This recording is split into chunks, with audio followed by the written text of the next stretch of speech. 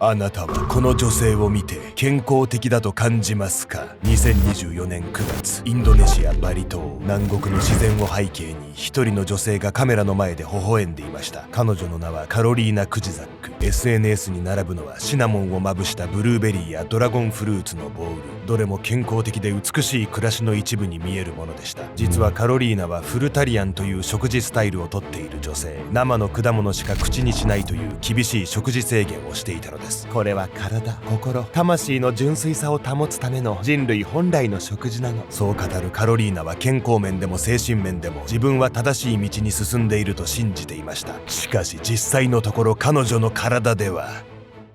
爪や歯が腐り落ち始めていたのです。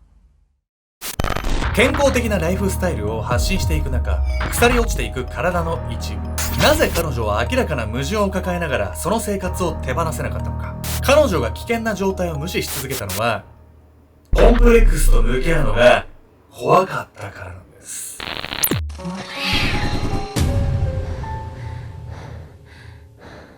おさつけちゃんです。やみやみこんです。というわけで、皆さん、ちょっとね、直近ね、日本離れてたんですけど、長いこと離れてたんだね。ドイツでね、ポーランドでアウシュビッツ行って、その後チェコのプラハ行きましたというところで、ドイツでは毎年ね、シーシャメッセっていうね、シーシャの世界的フェスが行われてて、世界の最新機材とか、新しいフレーバーが集まったりってところで、めちゃくちゃ楽しそうじゃない？そうなんですよ。シーシャの勉強がてら、ちょっと世界の最新トレンドを追いたいなってところでね、ドイツまでね、行きまして。最先端の C 社ってどうなってる？まあ新しいフレーバーだったりとか、持ち時間がいい炭だったりとか、あとはもう炭使わずに電子 C 社でやろうって新しい企業出てきたりとか、いろいろトレンドが目まぐるしく変わってるなっていうのがあるんで、結構ね、面白いですし、面白そう。まあただね、デメリットが、マジで、ヨーロッパで肉とソーセージとジャガの人出てこないんで、食生活がね、ちょっときつかったんですけど。野菜は何？ジャガイモだけ？変なんだから、マジ野菜。硬い。大丈夫それ？硬いのよ。本当に。なので、ちょっとそこで困ったんですけど、ただドイツ人はね、割とヨーロッパの中で日本人に近いと言われてるぐらいね、真面目なね、国民性だったりするんで。国民性が似てるとかって聞いたことあるわね。割と食事以外はね、住みやすかったんですよ。じゃあビールとソーセージと C 社を吸いながらドイツは過ごしたわけね。そうなんです。まあ食以外はね、過ごしやすかったんで、ぜひね、ドイツね、結構日本からの便もいっぱいあるんでね、皆さんも機会あればね、行ってみていただければと思います。今回はインドネシアのバリ島で起きた女性の死亡事件をご紹介します。この女性はですね、極端なね、食事制限をするうちに、歯や爪が腐り始めるというね、恐ろしい症状に見舞われたんです。しかしね、彼女はそれでも、その食事制限をやめなかったんです。食事制限そんなことにまでなるってさ、聞いたこともないんだけど、原因が食事制限で分かってんのになんでやめられなかったのよ。本人としては、それもね、体がいい方向へ向かうための途中経過だと信じていたんです。健康になることを目指し、その生活を始めたはずの女性。しかし、その姿は健康とは程遠いものだったんです。理想と現実。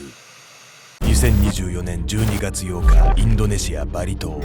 11時頃、リゾート宿泊施設スンベルキマヒルのフロントへ一人の女性が訪れました。プール付きの一棟を予約していたその女性の姿を見るなり、スタッフは思わず目を丸くします。お客様、大丈夫ですか？慌てて駆け寄ったスタッフに体を支えられたその女性はポーランド人のカロリーナ・クジザック。まるで骸骨かのように痩せ細った顔にくぼんだ目、その目の下には大きなクマができていました。はだけた胸元から覗く鎖骨は異常なほどに突き出しており、髪の毛は27歳の若さにもかかわらずほぼ白髪。カロリーナは歩くたびに力なくよろけ、スタッフが介抱しなければ自力では部屋まで行けないような状態だったのです。あまりに異様なその姿に総支配人は医師を呼びましょうかと伺いを立てますが、呼ばないでください。医者は信用していないので。彼女は医療的措置を断じて拒否。さらにカロリーナはこう言います。食事は生の果物だけにしてください。ドアの前に置いていただければ結構なので。そう伝えるとカロリーナは2日間客室から一歩も出ようとしませんでした。彼女はそうやって自身のライフスタイルを理解していない人たちに世話を焼かれることを堅くなに拒んだのです。見るからに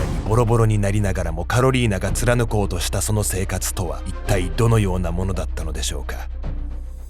時は10年ほど遡り、ポーランド・ワルシャワ出身のカロリーナは18歳の頃、リーズ大学への進学を機にイギリスへ渡りました。そしてこの頃に彼女が興味を持ち始めたのが、動物性の食事を取らないビーガンの生活でした。SNS 上でビーガンを主張するインフルエンサーたちを熱心にフォローし、その魅力に引き込まれていったカロリーナ。ビーガンの食事をするようになってから多くのことに対して見え方が変わった。これは体、心、魂の純粋さを保つための人類本来の食事なの。彼彼女は自身の SNS 上でそのような発信をしながら、大学でもビーガンクラブを組織するほどにその食事法にのめり込んでいきました。大学2年の頃にはより制限を強くし、植物性食品の中でも生のものまたは低温で調理したものだけを食べるロービーガンに、さらに生の果物だけを摂取するフルタリアンへと急激に自身の食生活を変えていったのです。同じビーガンでもさ、なんかいろんな呼び方があるのね。そのようなんです。フルタリアンの生活を始めてから、カロリーナの生活の質はね、一見して向上していってるように見えたんで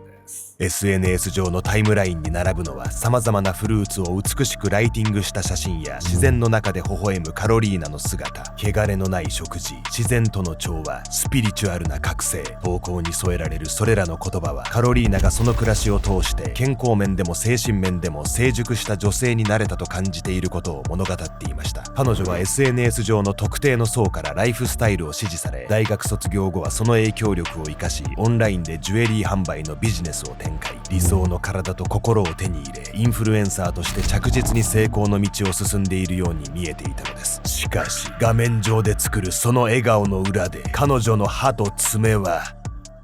ボロボロに崩れ落ちていました。表ではその生活によって手に入れた幸福感を強調していたカロリーナ。しかし彼女の体には確実に異変が現れており、非公開のコミュニティでは自身の不調について有識者に繰り返し相談する様子が見られていたのです。そうやって有識者にさ、体調不良の相談してたってことはさ、なんかやばいことになってるって分かってたわけでしょ。それでもなお続ける理由は何なのよ。それはね、このフルタリアンの生活っていうのが彼女のコンプレックスを隠すための口実になっていたからなんです。隠したかった事実。体に様々な不調を抱えながらもフルタリアンの生活を手放せなかったことには、カロリーナのあるコンプレックスが関係していました。彼女は15歳の頃、自身の Facebook に次のような投稿をしているのです。なぜ泣いてるのかって、それは私が太ってるからよ。実のところ、カロリーナは体型を理由にしたいじめを経験していました。フルタリアンの生活にのめり込んだのは、そのいじめの経験から発症した拒食症をごまかすためなのです。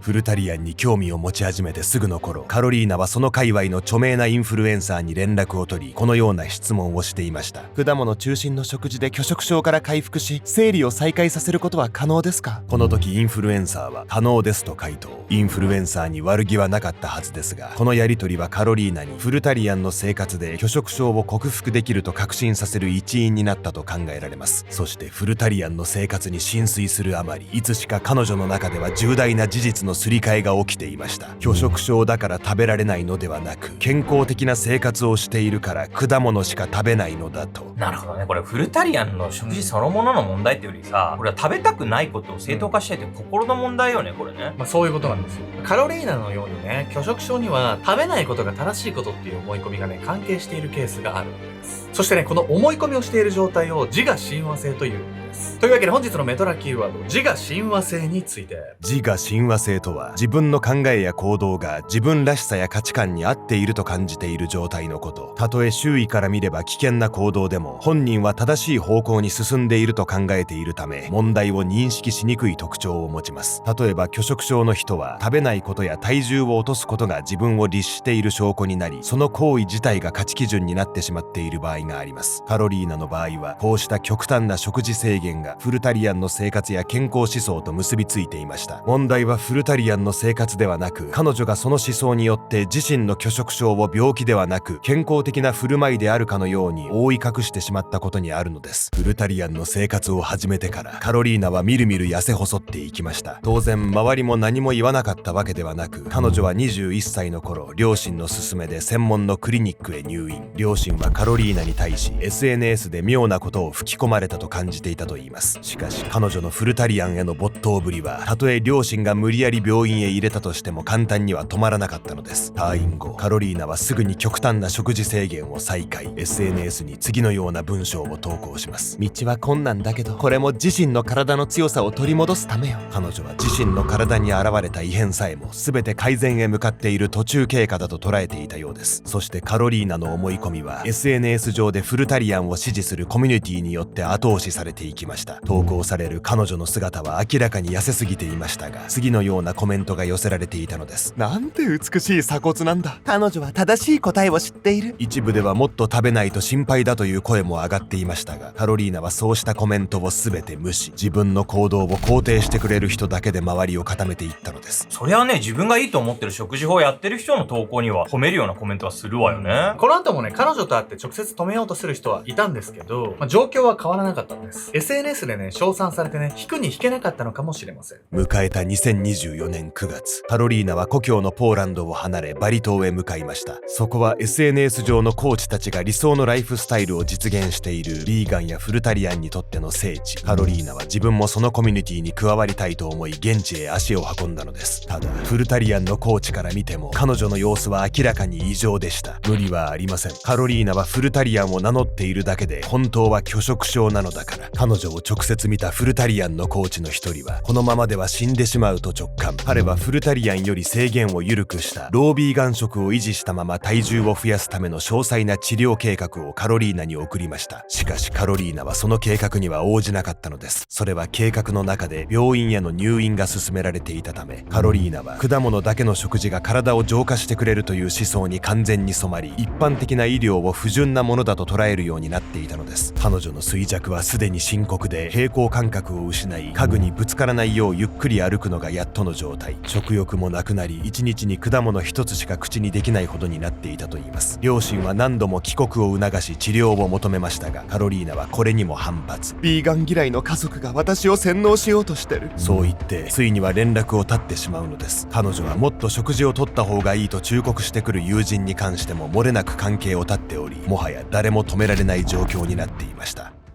ちょっともう何を言っても聞かなそうだけど、このままだとほんと死んじゃうわよ。そう思いますよね。この後ね、カロリーナにどのような運命が待っているんでしょうか。彼女が求めた答え。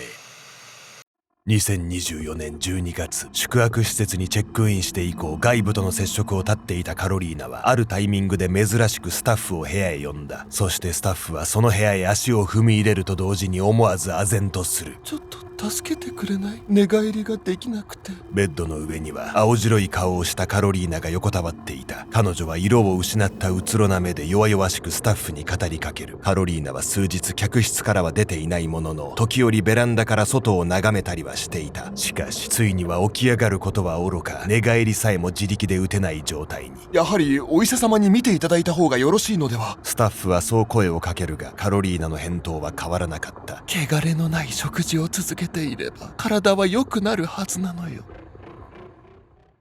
カロリーナがチェックインしてから3日後、宿泊施設へ彼女の知人から電話が入りました。カロリーナ・クジザックという女性が宿泊していますよね。彼女と急に連絡が取れなくなって心配なので様子を見ていただきたいんです。そしてスタッフが部屋まで様子を見に行くと、カロリーナは床の上で硬直し、すでに息をしていませんでした。